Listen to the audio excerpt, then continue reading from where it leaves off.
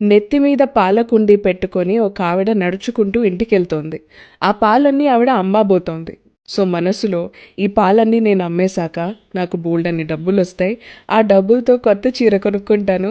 ఆ కొత్త చీర కొనుక్కొని అది కట్టుకొని నేను బయట నడుచుకుంటూ వెళ్తే మా ఏరియాలో వాళ్ళందరూ ఇలా చూసి వాహ్! ఏం ఉన్నావు అని పొగుడుతూ ఉంటారు. అలా వాళ్ళు పొగిడినప్పుడు నేను తల గర్వంగా అని ఇలా తిప్పుకుంటాను అని అనుకుంటూ మనసులో నెత్తి మీద పాలకుండి పెట్టుకొని అని తిప్పుకుంది.